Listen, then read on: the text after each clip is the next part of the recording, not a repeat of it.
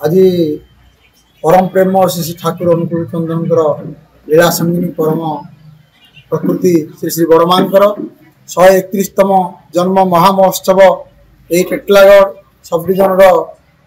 समस्त गुरु भाई माँ मान आनुकूल्य जी अनुष्ठित होती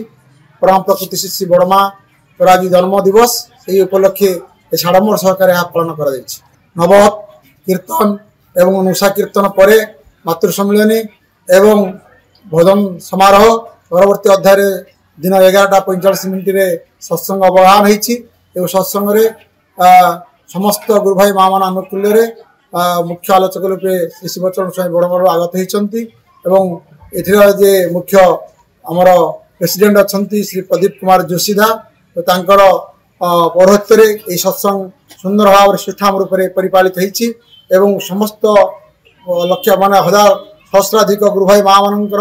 समस्त आनुकूल्य आज सत्संग अवगाहन कर समस्ते उत्फुल्ल हो उठिंट आनंद विभोर उठिंट समस्त मन प्राण आनंद भरी तेणु ये सत्संग ठाकुर लीला संगिनी माँ बड़ माँ प्रति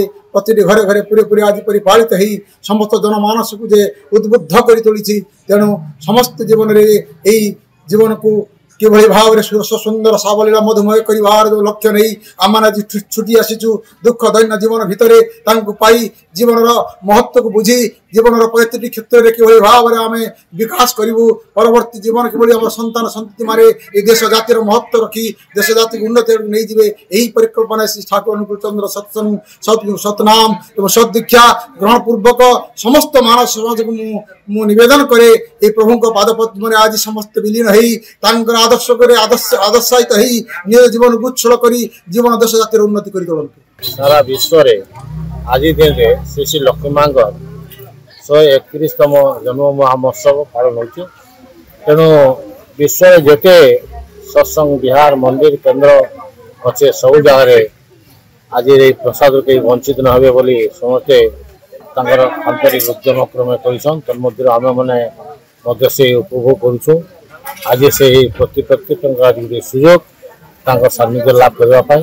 जेहेतु ठाकुर को धरीचु सहधर्मी होती पूजनीय श्री श्री लक्ष्मी माँ टंकार एपट सेपट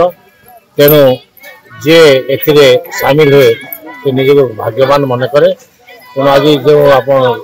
लोकर अन्य देखुं समस्ते प्राय ठाकुर को देखी तार बाहर भी लोके आकर्षित होकर